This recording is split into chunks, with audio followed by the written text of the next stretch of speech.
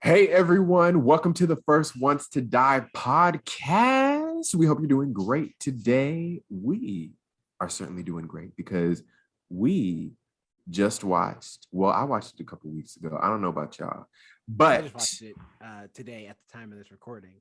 Also, okay. Don't worry, we did not wear the same clothes for another few days. If you watched our Oscar breakdown, mostly breakdown on one major moment, but we're just recording this the same day. Okay, so don't worry. In all fairness, at my job now, I figured out, because I don't see too many people, I can actually wear the same outfit 3 days in a row. So I might have worn the outfit 3 days in a row for me. I figured out, man, it's great. I don't have to try. I'm sure the audience was really, really wondering whether or not we were wearing the same clothes, especially the audience that's listening to the podcast. Yeah, they don't know. They don't know. You guys are also just wearing really generic things too. That's so true. It's not like we're wearing anything honestly, super distinctive. Yeah. Right. Not wearing my tie-dye today. I don't know, one of those pillows behind me or something, and then they'd be like, "What just happened? Where'd the pillow go?" No, it's madness. But in all seriousness, we are reviewing the Disney Pixar film Turning Red. But before we get to our review, we would love it if you gave us 5 stars wherever you're listening to this. If you're listening to the audio version, if you're listening to, or if you're watching / listening to the YouTube version, please give us a thumbs up, subscribe, give us a comment or two. We'd love to chat with you. And let's get into the review, y'all. And this podcast is sponsored by you, the audience, going out and telling more people about the First Ones to Die podcast. Go out. I don't care. In fact, pull out your phone right now. Call the first 5 most recent people that have just called you, and call them and tell them to subscribe and listen to the First Ones to Die. Do that for us, and I can guarantee that we will send you all of our love and affection. There you go. I can't guarantee that for me. I have very little of it. I'm sorry. But if they listen, they know that. You've been warned. Well, you'll get it from Jonathan and me. I don't know about Alex. Possibly there's only so much. If they've listened to this podcast, they know. It's fine. So let's talk. Turning Red. Yes, Turning Red. Turning Red, according to Wikipedia, is a 2022 American computer animated fantasy comedy film produced by Pixar, set in Toronto, Ontario in 2002. Turning Red follows Mei-Lin Mei Lee, a 13-year-old Chinese-Canadian student who, due to a hereditary curse, transforms into a giant red panda when she expresses any emotions. Y'all, first of all, if this is your first time listening to such a long pause. The dramatics. I'm the theater kid, remember? If this is your first time listening to The First Ones to Die, or one of our reviews, how we do this is we first go through our non-spoiler thoughts. So we'll give our general overall thoughts of the film, how we thought the film was, and then we'll deep dive into all things spoilers. So who should I pick on first? Jerome. What's up? What are your overall thoughts of the film without spoilers? Oh man, I thought this movie was cute. I liked it. I think it's very fun. It's very interesting. I love the style. This is very different for Pixar, I think, animation wise. It's not so much most of their movies are very straight. It's very we're in this world already, so that's where we leave it. And this movie is just all over the place. It's bouncing off the walls every 5 seconds with just fantasy stuff when we're in Mei-Ling's head and what she's thinking and how she's thinking, and so much stuff. There's so many jump cuts of as time passes. This movie moves fast. But I like it. I think it fits. I think it's cool that the movie is animated around the main character, basically, and like how she sees the world, which is interesting. Also, this is a different style for them. Normally their stuff is very realistic. This is more like kind of like anime in a way, in a lot of places, especially. So I like the style. It's very unique and different. I think the only reason I maybe didn't love this movie is that I feel like the main plot kind of plateaus a little bit in the middle. It has a great beginning, but it like with its setup, and really decent ending too, as far as like the climax. But that middle part is just kind of like, it feels like it's kind of just like going through the motions. And I've seen a lot of movies that have done this same plot before that have done it way better with their middle section of what's happening and the action and so much going on. That being said, though, I still think this is a great movie. I think it's really good for the kids. Has a decent message. And if you want to watch a fun animated movie for the night or something like that, or you want to sit your kids down and watch something, I think this is a great choice. Yeah. Alex. I thought it was cute. One, red pandas are adorable. They actually remind me of my sister because they get startled easily and they go like this. I thought it was a really cute movie, very sweet. I like the mother-daughter aspect.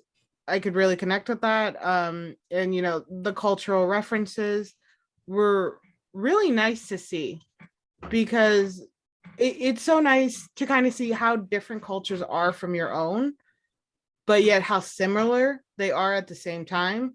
Like with the coming of age part, Mexicans do have that, the quinceañera, but often it is only for those who are Catholic. I didn't get one because I'm not Catholic. But it's still that same, like, going from like one, from childhood to womanhood, and that whole celebration of it is very interesting. And that's what I enjoyed about this movie. It's just the beautiful representation of the culture, and trying to think about what I'm trying to say so I don't give too much away. And of course, red pandas.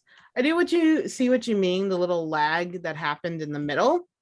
But honestly, I thought it was still fun. I loved her friends. Her friends are insane. And I like that so much. Usually, the group of friends are so much similar. And like every Disney and Pixar movie, like, it's the group. They're the same. They all like it. But these kids were all drawn so designed so differently, with such different personalities. It felt more like this was a realistic group friend who would definitely have your back. And I think that helped with the drag that was in the middle, because you still had these like amazing side characters who were doing so much. And I think they did a really good job with this film, and like I was all about it because I thought it was just so freaking adorable. And there's like a spoiler I want to talk about, because I'm like, I love that scene. That was like my favorite scene. But yeah, no, I recommend this movie. It's so cute. What about you, Jonathan? What are you thinking? I second both of your sentiments. I enjoyed it. I thought it was a lot of fun. First of all, the colors, they just draw you in. It's a very colorful film, which most Pixar films are. But a lot of Pixar films, I feel like, use the same color tones. Like Cars, it's mostly like red color tones. Maybe Bug's Life, it's mostly green color tones. This, they just throw out all the colors. The person was asking, whoever worked on the film was asking, okay, what colors do you want to use? And then the production designer or whatever said, yes. That's all they said. Yes. So I appreciated that. I like that Disney Pixar, they do a good job at highlighting something that you wouldn't necessarily think deserves to be highlighted. And I think this story definitely falls into that category, because you have so many different aspects of a kids movie or a family movie that you wouldn't necessarily expect to be in a kids or family movie. The fact that it's set in Toronto, or Toronto, as I think people in Toronto pronounce it, Toronto. You're not supposed to pronounce that second T. Why have it the then? fact you wait, what? I said, why have it then? I sometimes get annoyed by the English language because it likes to be like, it's a silent thing. No, then get it out of there. There's no reason to have it then. Sorry. No, it's not that it is silent, it's how it's pronounced. Go on. I'm sorry, Jerome. I do. That's right. I told you what for. Now then, Jonathan, finish your review. Oh, geez, Jonathan. What were you saying? Oh my gosh. There's gonna be a cut of at some point of like Jerome and Alex's big sister, little brother moment. That should be the clip that we use. You just mocking Jerome.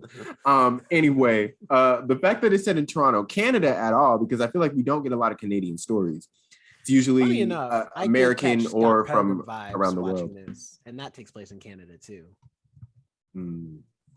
And it's also set in 2002, which, you know, is an interesting time period to have something like this take place in. And also the fact that it's about a Chinese Canadian 13-year-old girl. I feel like a lot of, if this were maybe 10, 15 years ago, the character might not have been Chinese. They might have aged her down a little bit just to appeal to that younger audience. So I liked that they, in a sense, did things that they know they might catch some flack on, and they did, judging by some of these wild people's reviews of the story. But I like that they went with it. They trusted the vision of the director, Domi Shi. I believe that's how you pronounce the name. I could be butchering that. But overall, I thought it was just fun. It was relatable. We've all been at that age before. We all know what it's like to be 13 years old and you feel like either the world is against you, your parents are against you. You're in this weird space of not being a child, but also not being a teenager or not being an adult. And ultimately, you have also that other aspect of generational trauma, which a lot of us can relate to as well. So overall, I like the message. I like the film. I thought it was a lot of fun, and we can get into our thoughts of the spoilers of the movie right now. So Alex, you mentioned in your non-spoiler critique that you didn't want to get into some of the nitty-gritty because for fear of spoilers. What is some of that nitty-gritty for you? What did you specifically want to address? Well, all right, I'm going to address the one thing. I'm pretty sure my mom was talking. She told me don't overindulge again. So I'm going to do the overindulging thing right at the beginning. They brought up periods in this movie because of the turning of a woman. Yeah. And they actually showed pads in this film. And I read a lot of articles where people were upset by that because there's like, it's a kid's movie. She's only 13. I got mine at 9. It is normal for girls to get them far earlier, around 9, 8, and some even earlier than that. And I was like, this is so stupid. By 13, most girls, like, again, there are late bloomers. You don't get it till much later. Every person's different. But to cry and say, oh, 13 is not an appropriate age to like talk about this stuff, that's straight up bullshit. And that's stupid. And like, it's also their complaint is more that like if they show this to little kids, they don't want them to know about it, which is still stupid. Which is stupid. Like, okay, but they're going to experience this at some point in their life. And also, I don't think they ever mentioned the word period in the movie. No, they show the pads and they're like, you know, that's eventually what's gonna happen. But which is stupid because recently, with talking with my mom, with talking to my sister, and all this stuff, I have actually learned more about my own female body or the female body than I have ever known in my entire life. I've learned so much in like the last year. This school system definitely has failed me. I didn't know a lot of stuff. And just like something like that, it is good for kids to start asking questions early about this stuff, because then they don't end up 30 years old finding about things about their own body and being like, what the fuck is going on inside me? All right. I think they do need to, and like something like that. Oh, you'll need pads at 13. Okay. Why would I need that? Well, there's something that happens. You need to learn how to talk with your child. And the fact that people try to blame the movie for talking about it way too early, that's a little ridiculous. My ass was asking questions. My poor mom had to deal with so many of my questions. But and that was one of the things I wanted to just like talk right off the bat. And I think this movie handles it well, because it's not like it's not a main point of it. It's not making a big deal. It's like, look, this happens to you. This is something we're going to have to deal with, especially with you coming of age. And like, here's some product. Let's continue on with like other lessons. So I do enjoy the way they didn't just dismiss it, but they also didn't make it like the main point of the movie. I felt like a lot of the movie came about like the generational trauma that one deals with, trying to respect who your ancestors once were, but also like developing this like independence. And I am considered first generation. My mom and my dad came from Mexico. I grew up in this weird ass middle ground of I am too white for Mexicans, but I am too Mexican for white people. So I live in this lovely like middle land sometimes. And like you can absolutely see that with her sometimes, where she's like, she understands this is her culture, but she like with her friend, she gets to be this whole other person, and try to combine those two people. You know, you can see it is a literal representation when she turns into a panda, the mixed feelings that evolve from that, and who you actually want to showcase as. And also red pandas are just adorable. They chose like the best animal. They really are. What were your guys' like thoughts on like, I don't know, the generational thing that they brought in? Because they also brought in like the ants. I feel like for every culture, the ants. Yep. Yeah, I did say that when I saw them. I was like, oh snap, it's the grandma army. We gotta watch out. I am. They're not to be their ants. I thought it was cool. I think that a lot of the cultural stuff in this is what makes this movie unique, because I hate to say it, but the whole time I was watching this movie, plot wise, I was thinking of Encanto the entire time, because it's the exact same plot and the exact same message.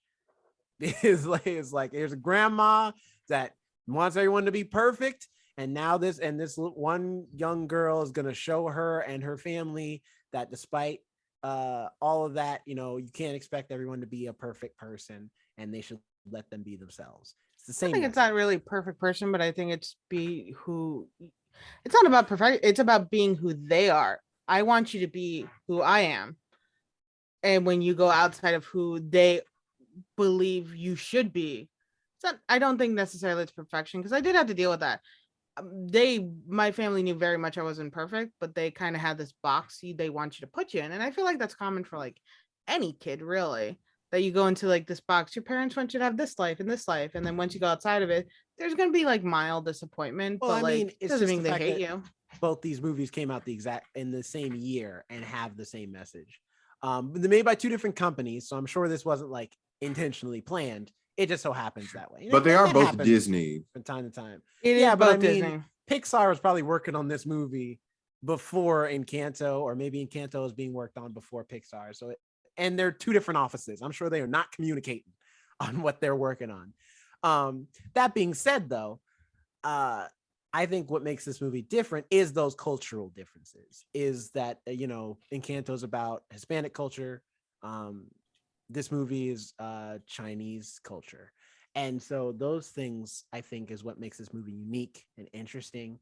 But at the same time, I think also the fact that it's in 2002 also makes this movie have its own identity, which is kind of crazy, because like we've all lived through the 2000s, and yet there's so much style and flash that this movie has that I've completely forgotten about existed during that time. Especially I'm not gonna lie, I enjoyed the boy band music, the music of the soundtrack. I love it. And Billie Eilish cool. and Phineas, they did the music for it, which they did Phineas a great job. Plays one of the boy band members. I think Jesse is the one, if I'm looking at IMDb correct. Yeah. And Jordan, what's his Jordan Fisher? He plays the Robert, black one. Yeah. Oh yeah.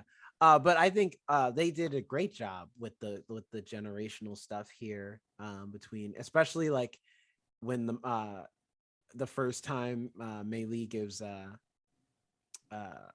or May, is it Maylin? Sorry, Maylin. May is her nickname. May. Yeah, when May gives her mom some attitude, she's like, I don't know where she gets that from, and then her husband's like, "It's your mom. I'm not here." I was like, that was my favorite scene. I was like, that's what she. It's just like, it's that type of stuff where I'm like, that's really cool. And I loved the Red Panda designs as we got into the end of the movie, where all the different, because they all look similar, but they have like their own different hair, their own different smaller things, so you can identify who's who.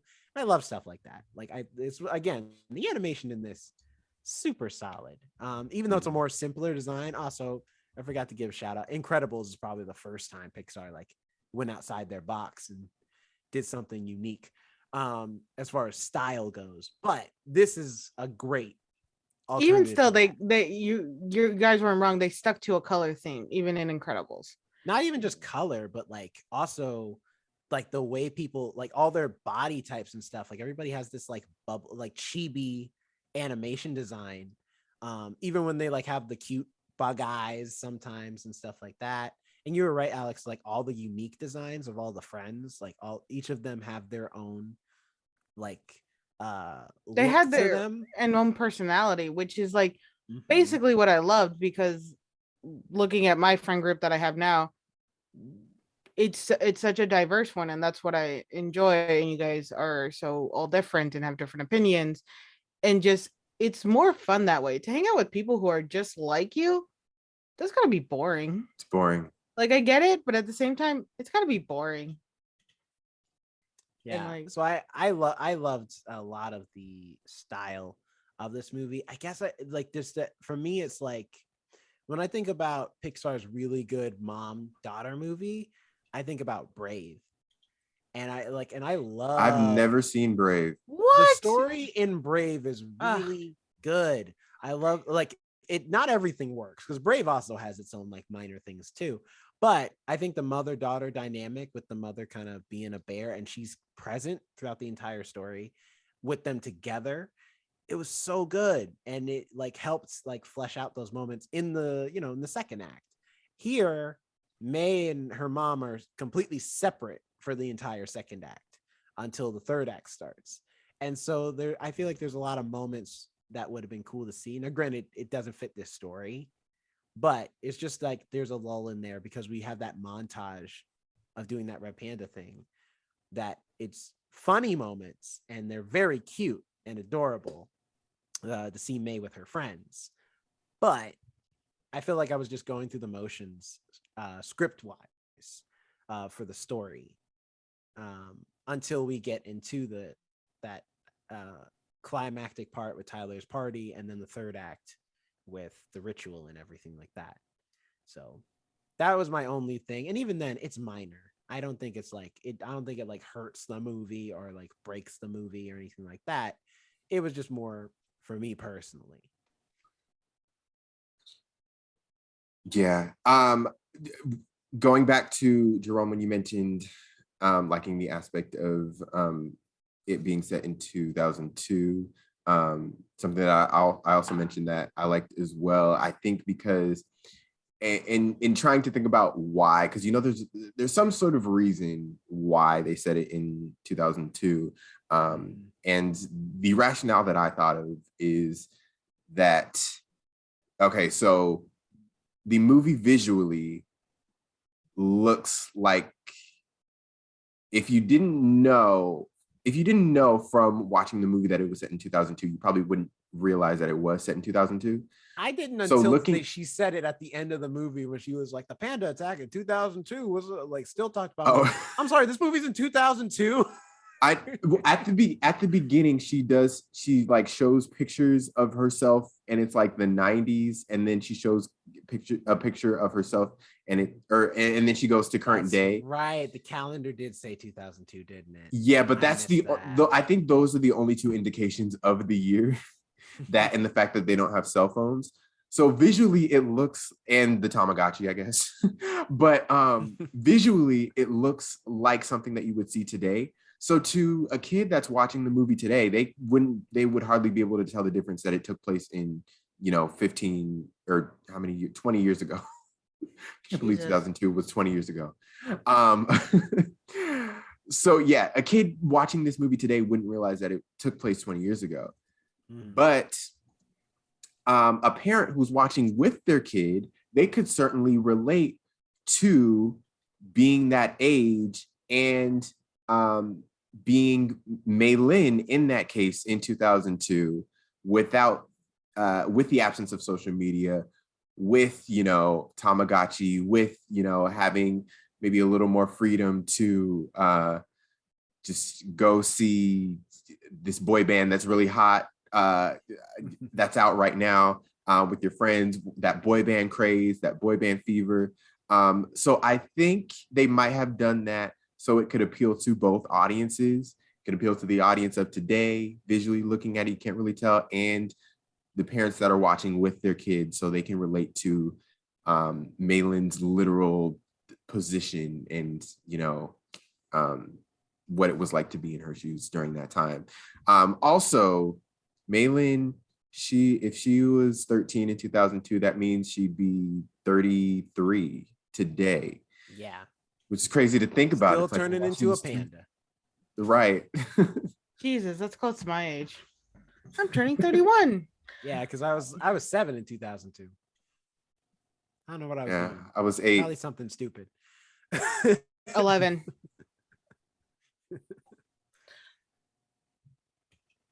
No, so I was gonna say something, but I'm like, oh, nope, that's an overindulging story about what was happening for me in 2002.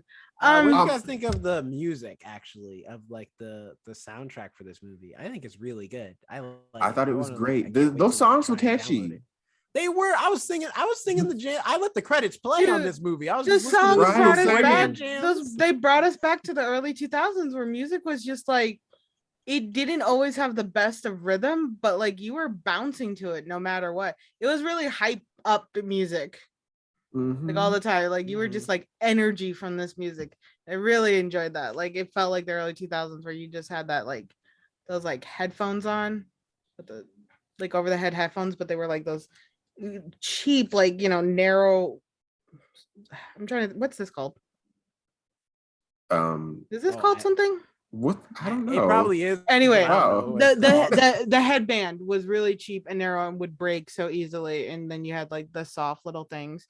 It brought me back to that, but I enjoyed it so much. I thought it was such cute, and that they used kind of music that was actually in the 2000s, which was appreciated. Also, I love the cast of this movie. Sandra Oh yes, and Rosalie Chang, who play May and her mom Ming. Awesome, great casting. Great. Yes, and I've seen interviews with them, and they seem like they have good chemistry as well. Like off screen or off mic, I guess. Also, Maitreya, I am butchering her name. Maitreya. I know you're talking about. Yes. I saw her name and I was like, I'm not even gonna try. Yet, but she's on Never Have I Ever, the Mindy Kaling show. She's the lead in that show on Netflix. I watched the first season. I haven't watched the second season yet, but she is great in that show, and I did not realize until today that she was Priya in the movie. So she was props great. to her. It's hard to play a character who's monotone like that as like a voice actor and still have like different emotions you're portraying like as you do it. She does a great job with her I agree. voice acting. She was solid. Actually, and also, oh no, go ahead. Oh, sorry. I was just gonna say, James Hong, who plays the shaman. Mr. I knew him Gao. immediately. I knew his voice. I was like, oh, yeah. So funny story. I actually got to meet him this week because Yes, because he's getting a star on the Walk of Fame. And where I work, we're like being a part of that. So I got to meet him this week and got to I'll put the picture on our Instagram or whatever. He's a very nice man. And the fact that he's 93 and still working is just incredible. 93. That's yeah, he's 93. I didn't know old. that. I remember the first movie I ever recognized him in, and from that point I was like, I know his voice from anywhere, was embarrassingly Balls of Fury. He was in the early 2000s. He was in like all those movies, all those type of comedies, terrible comedy movies. And ever since then, and when he was in Kung Fu Panda, I was like, oh shoot, y'all got James Hong. Dope. I know he was an Archer. I remember hearing his voice in that. That's right, he is an Archer. He was an Archer for a while, for a few episodes. I haven't seen Archer. But I was gonna say, go back to Ming though. That was a nice running gag of the security guard who just, when Ming kept showing up to May's school, and he was like, "Do you act like I don't see you? Get out of here!" Which I would be embarrassed too if my mom was just stalking me at school. It just like showed up at my school just with binoculars. I'm like, "Are you serious, Mama? Please go away." There's parents like that in real. They're called helicopter parents who like can't like give the child breathing room. I don't know what I would be able to do. No. I had kind of like, my parents were always very strict, or my mom was very strict, but like I was quite left alone a lot. And it was actually when I turned 18, my mom had stopped working at Sears, so she was home a little more. And I remember her being around a lot more and asking me so many questions about things. And I'm like, I need this to stop. I'm like, I've had 18 years of like nobody talking to me like after school or anything like. Suddenly I'm like, I need this to stop. She's like, oh, I just want to. I'm like, I know you want to know, but I like need this to stop. You don't need to know though. And I did feel bad after that, but like, yeah.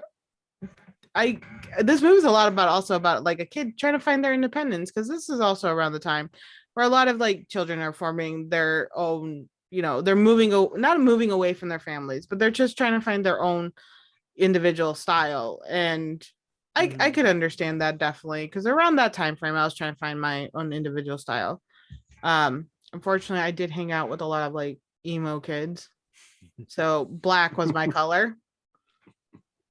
I lost so many years of colorful clothes. I'm so sad about that, but I think black is beautiful. It is.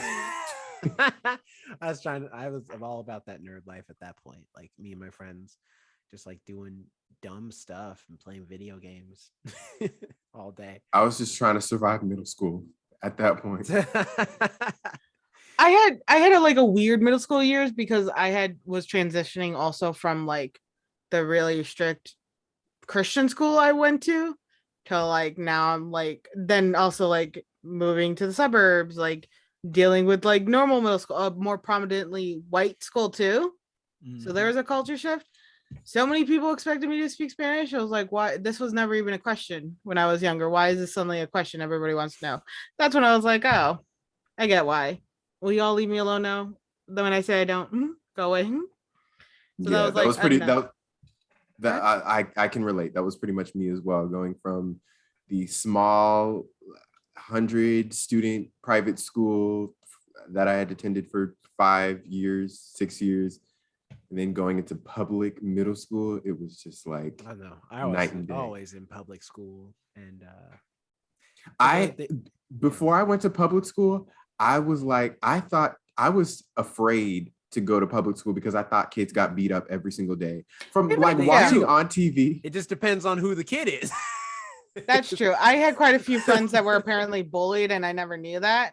I was like, yeah, nobody ever messed with me. I don't know what you guys are talking. They're like, oh, we got beat up sometimes. I'm like, really? I'm like, why was I was never informed. I thought kids got beat up in public school all the time. It's you just try not to beat them. I thought kids smoked in the bathroom every single day. And all the bathrooms would be reeked of smoke. I thought the teachers didn't care about your education.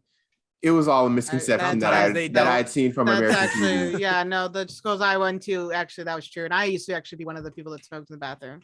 That's what I'm saying. I mean, like yeah, all those so, things like, are I true, think you Jonathan. still You went just to- didn't I get think to you went be to one of an- those people. Well, because you were a theater, you were a theater kid.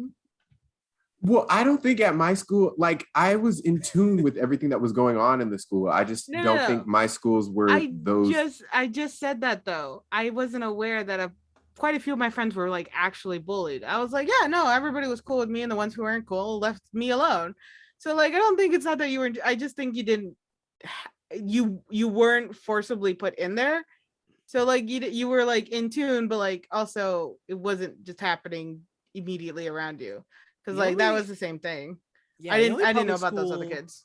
Public school experiences that aren't real, or at least not to that degree, are Euphoria and Riverdale. Like those two take it to the whole other extreme. And Saved by the Bell. I saw a TikTok that somebody ran by through the like Bell.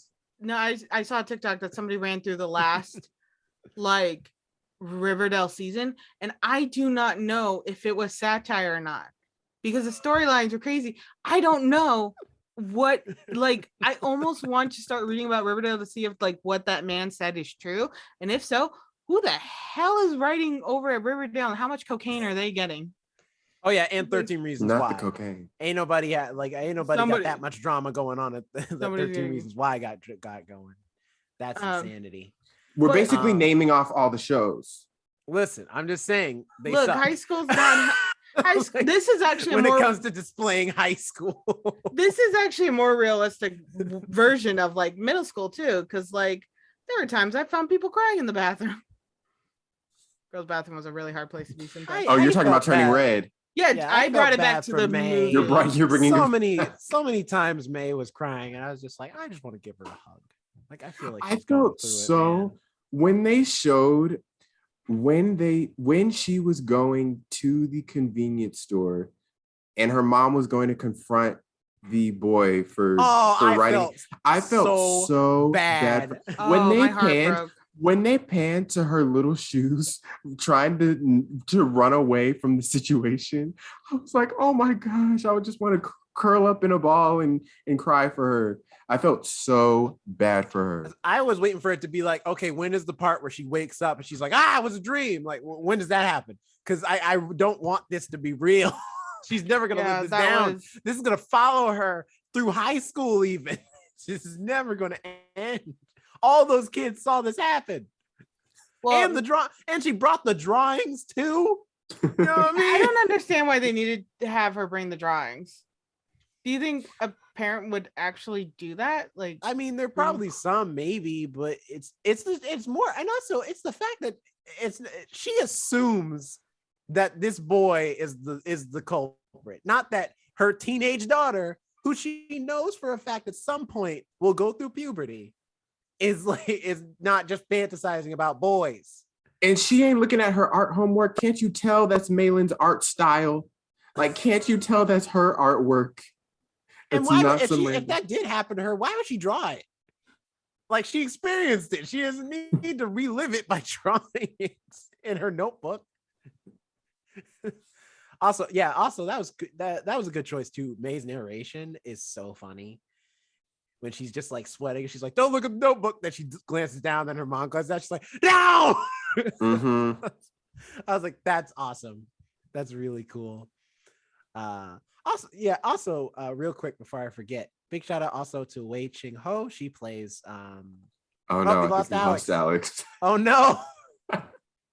I noticed she was quiet for a second. No, not Alex.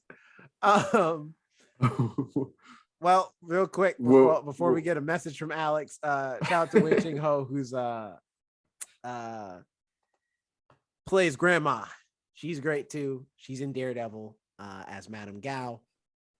She was great as Grandma. Nice. I'm glad that Grandma recognized that, she needed to give her daughter a hug. I thought, and this is what someone else said. I watched another review of it, and this is what someone else said as well.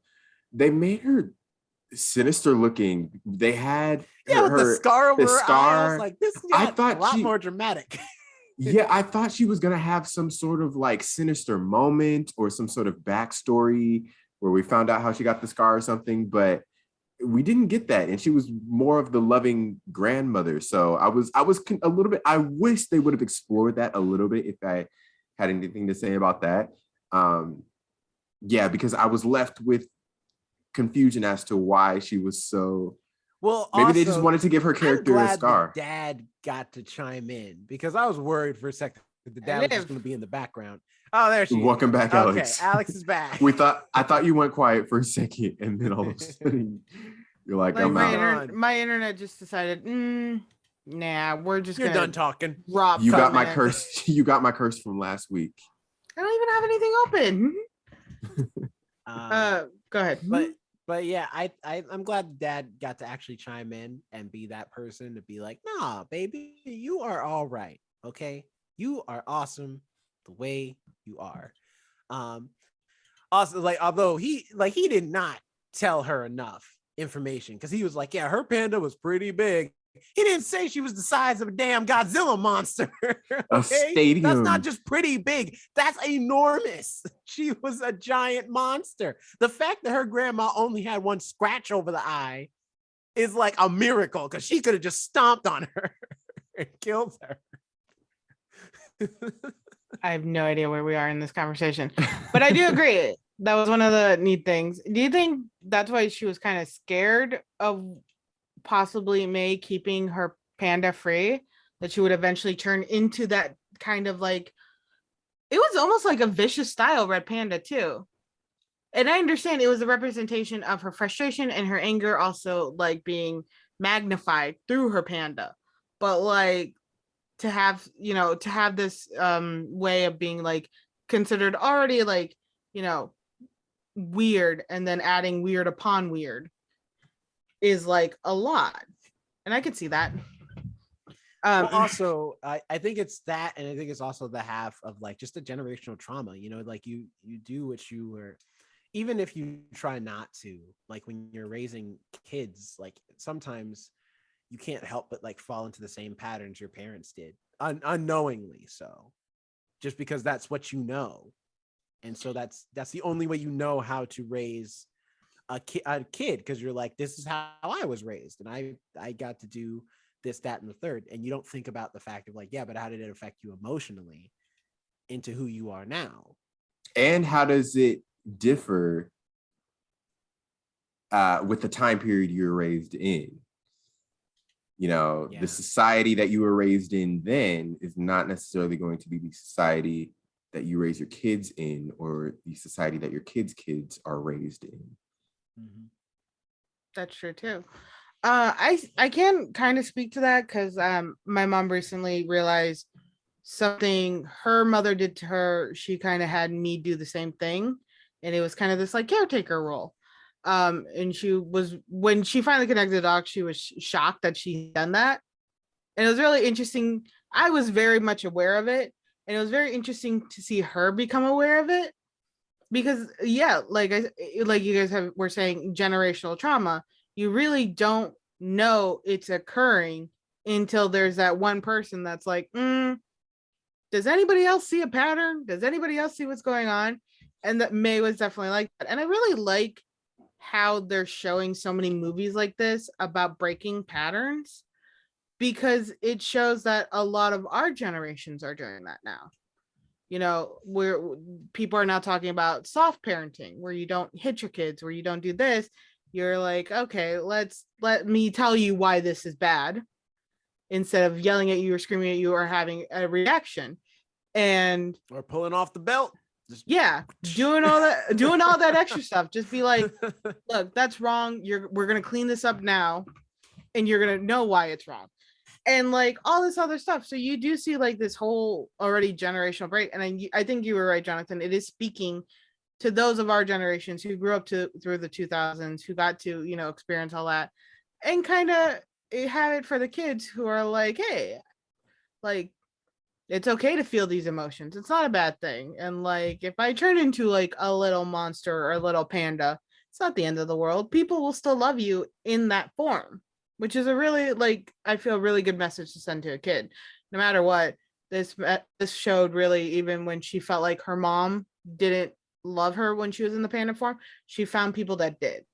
Her friends adored her in this form. Her dad still adored her. And you're right, he could have shared that Especially more. Abby was addicted. It looks like such fluffy fur. I would be addicted to.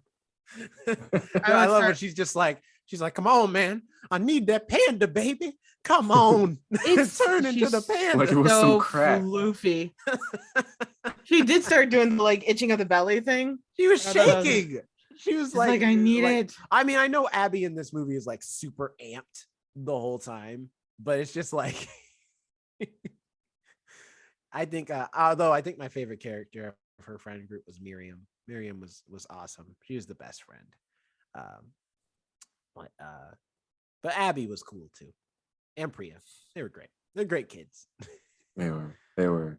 Also, I was surprised to see Tyler come around and be friends with them at the end of the movie, because I was like, yeah, he was a jerk. Bully. He's a bully, man. And it's just like, and I'm glad when she attacked him in panda mode. I was like, good. Right. Someone had to take him down a peg. He deserved it. Oh, so now you're cool with like somebody hitting somebody. All right. I have said this is a Disney Pixar movie. This is a Disney movie. This is different. All right. Will Smith is a grown man. No better. But she's a 13-year-old girl going through puberty and whatnot. All right. She's having a hard time as is. She don't need nobody picking on her too. All right. Yeah. Yeah. Maylin needed to say to Tyler, keep my mom's name out your effing mouth. That's true. Also, that's also true. The only reason she didn't attack Tyler when it was about her, she attacked Tyler when he dared say something about her mama. All of us on this podcast would have thrown hands at that point. You're like, you can say what you want about me. You ain't gonna talk back about my mama now. That's fair. No, I would have fought somebody.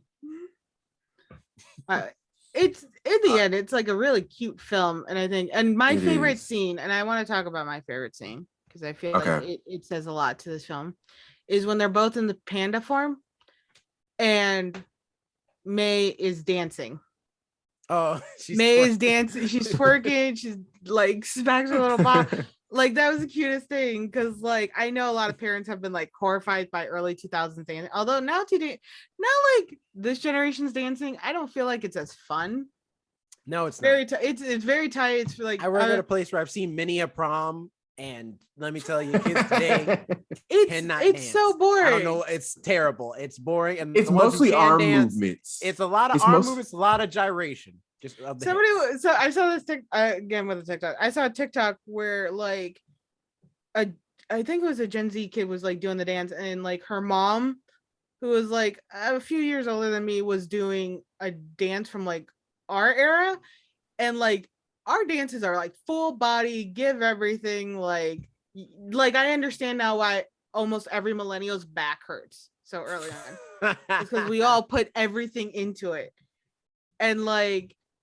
That's what I thought that was like adorable, because that was definitely a way somebody like I think in the early 2000s would have shown like almost like gone against their family or something like that, was definitely with a dance, and that like her just dancing was like so fucking adorable and cute, and like she had some moves as a panda. She does have some moves. She had some good moves as a panda. Dance, man. She's got some moves. It's mostly boy band moves, but it still moves. Right. I mean, them boy bands early 2000s, we had all boy bands move. Yeah, they I don't know. I mean, I was rocking those Omarion moves back in the early 2000s. He was a solo act. There was no band behind him. It was just him out there. I can openly say, unfortunately, I did know some of the NSYNC dance moves. I probably did a choreographed dance. I only know the everybody knew the Soldier Boy back in the day. You know what I mean? Oh yeah, like Soldier Boy, and the jerk. I remember my freshman year in high school. I couldn't do the jerk. I knew the jerk. I just couldn't do it. And now it's being brought back. Yeah, and they don't know how to do it. It's back. Yeah, people don't know how to do it, which people didn't know how to do it back then either. So speaking of 2000s, but I feel like more people knew how to do it back then. But yeah, off topic. But you guys remember Marcus Houston? Either you remember him from Sister? I was gonna say You Got Served, but yes. Well, he was.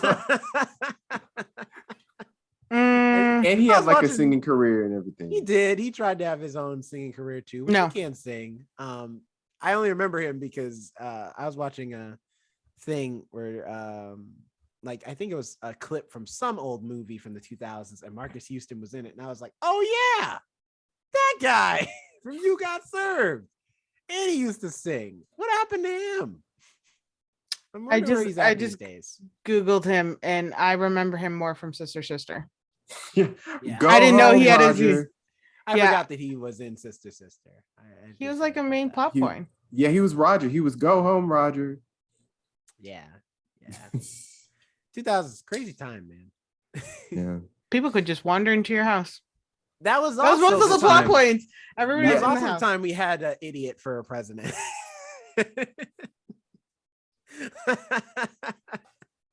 Although this takes place in Toronto, so they didn't have to deal with that. That's true. Toronto didn't have to deal. They were just like chilling, hearing about, hey, you heard about all that crazy stuff going on with their president, with America? I mean, aren't they still doing that now, kind of? I don't know. I mean, granted, Canada recently had their own crazy president too.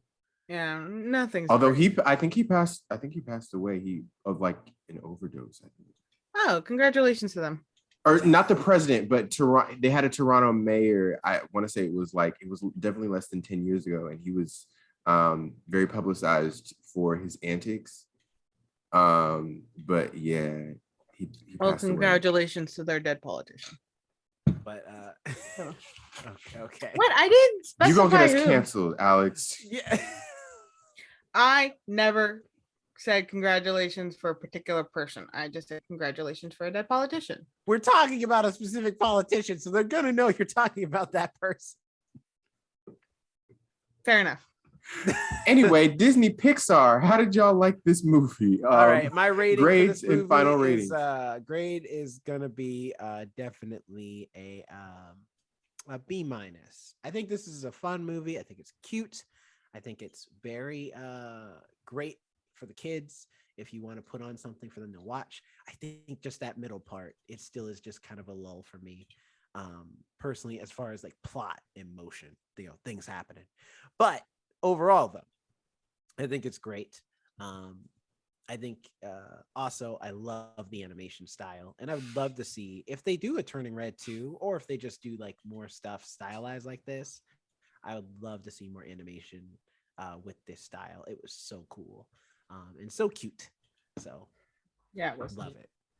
What about you, Jonathan? So I'm probably gonna have to go with a B+. I really enjoyed this movie. I thought it was a lot of fun. I can see with the plot points, like you were mentioning, Jerome. It was very, I would say, even though there was the whole thing about the curse and the panda, and the final act was very intense. Some of it was very low stakes, with her wanting to see the boy band and all. And at some points I was like, oh, that's the whole plot. She just wants to see a boy band. But once you get into it, it's like more than that. And so I appreciated that. I mentioned I liked the colors. I liked that it appeals to both young and old. Anyone who watches this movie can relate to it, even though some people might disagree. I'm talking about those critics who are like, this movie was horrible because you can't relate to it because it's about a 13-year-old Chinese Canadian girl. How many stories have we watched about young white people and you never had a problem with it? That is the thing. It's like, if it wasn't for the fact that this is about a Chinese Canadian girl and that she turns into a panda, this would be the most generic movie. Yeah. That's true. Because it's again about going against your mom. Right. So you give it. Yeah. Overall, I enjoyed it, and I like the specific choices that the filmmakers made for the film. How about you, Alex? I give this movie an A, actually, because again, well, you brought up that it did connect with Encanto, and you're right. It's the whole generational trauma, and I like that they're showcasing that through so many different cultures. That, like, yes, look how differently everything is, and the beauty of the different cultures.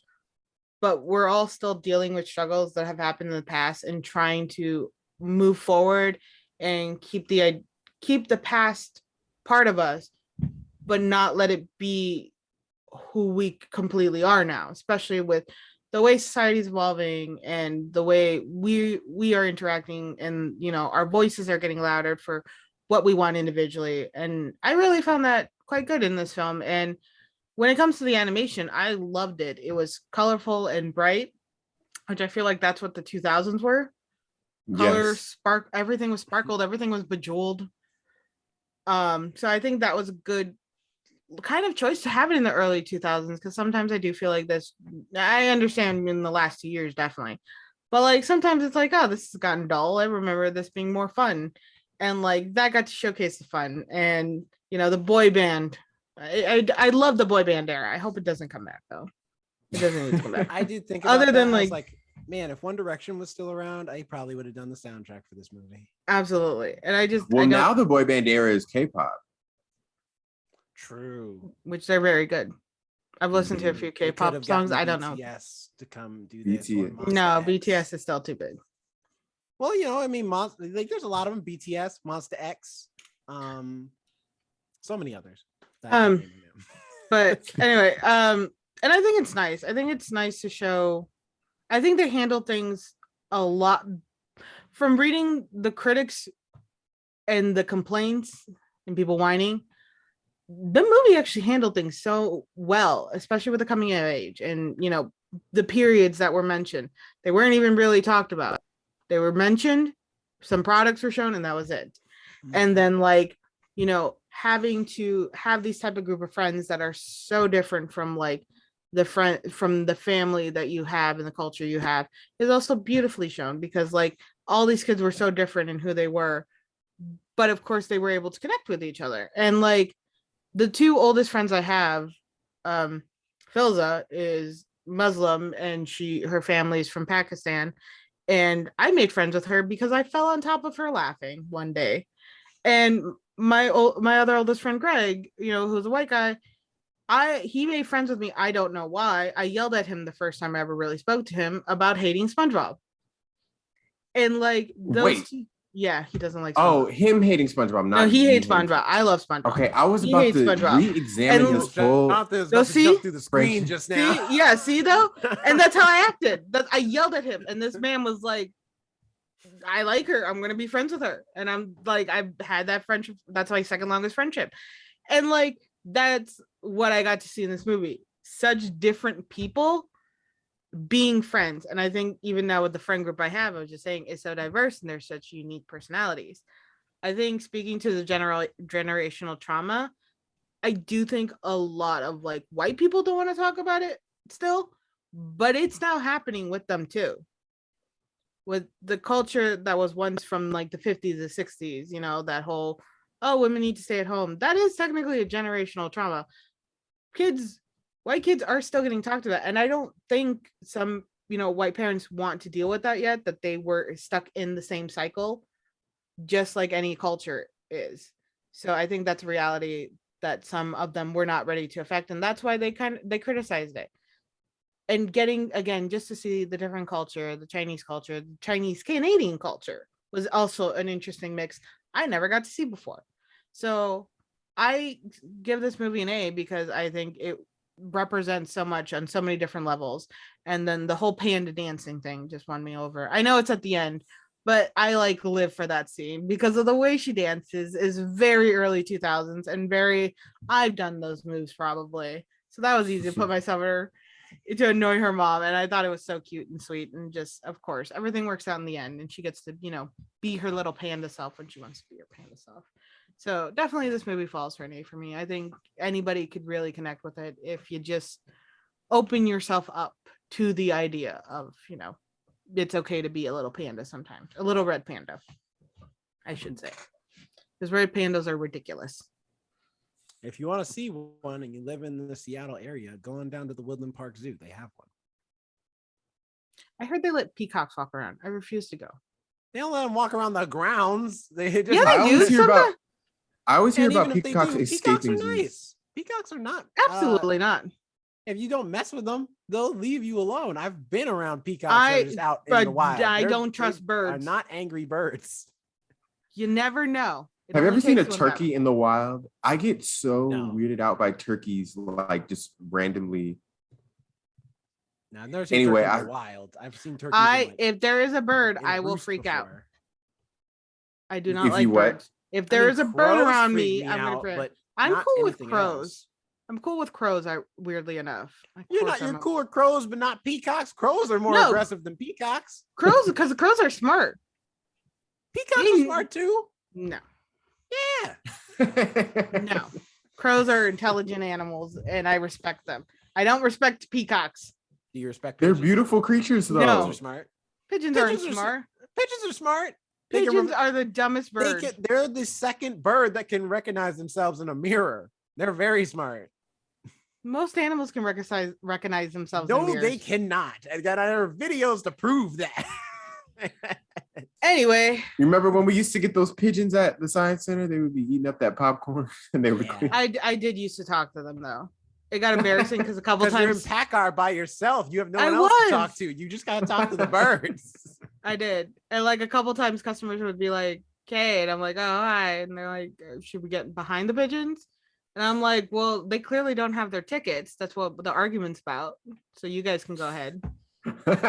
Alan in one, and he was a fat pigeon named Frank. Yeah, I remember one flew in.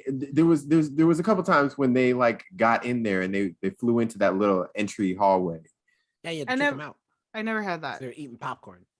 Well, they're just hungry. They're just I trying to just- survive. I just pick it up. Like if it was like enough popcorn that it was solid enough, Oh. I just pick it up and throw it outside. I thought No, you not the pigeon. talking No, about- I'm I was not like, that brave. Whoa. That's what I thought you meant I for a don't even second think I too. could catch a pigeon even if I tried to pick one up All in right. the I wild. wouldn't want to pick it up. I don't know what they've been doing. They got They're just disease. Some of them got pigeons. diseases. Y'all are They got acting this- like some of them these are got creatures from the diseases. Birds are deep. dirty. Birds are dirty. Okay. Yeah, They, you like, don't know get what has a trash disease. and, Any like, Okay, you- creature garbage from, and, like, from stuff the and make wild their is little mess. dirty. All right, they're not taking regular baths. Exactly. That's why I Birds don't are want to touch disgusting. it. Birds are gross. Is my final statement. Anyway, how Social. did we get from red pandas to pigeons? Anyway, socials. Jerome, what's your? You can find me at Not Jerome Rhett on Instagram, as well as at Robozo Media and at Jerome_the_show to see all the other creative stuff I do in the day to day. There's 3 of them. There's 3 social medias, and I got 2 of them. I got 2 out of 3. Jonathan, where can people find you? You can find me on. You can find me at, rather. I messed up my own phrase. Find me at Jonathan Keys, Twitter, Instagram, wherever you please. You can also find us at the First Ones to Die on Twitter, Facebook, Instagram, YouTube. You can also email us, thefirstones2die@gmail.com. Alex, can you tell us more about your social and the TikTok-ness of it all?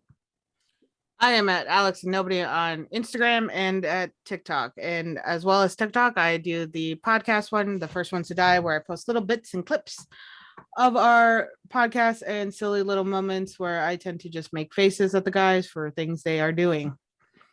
And offhand comments that they both make. The First Ones to Die is also where you can find us on Instagram, Twitter, basically all the social medias, as Jerome would say. I am just teasing you all day. I'm going for it. And the First Ones to Die is also our Gmail account. Send us an email. Let us know what you would like us to review or anything you'd like to hear from us or just general comments. And what's going on our YouTube channel, Jerome? Oh, you can find all types of good stuff. You can find all types of extra content you can only get on YouTube. Stuff like mini reviews, blogs, book reviews, gaming content, and of course video versions of all of our podcasts. So if you want to see any of those extra content stuff, the only place to find it is on YouTube at The First Ones to Die. So go on up there, give us some subscriptions, comment below on not only this video but other videos.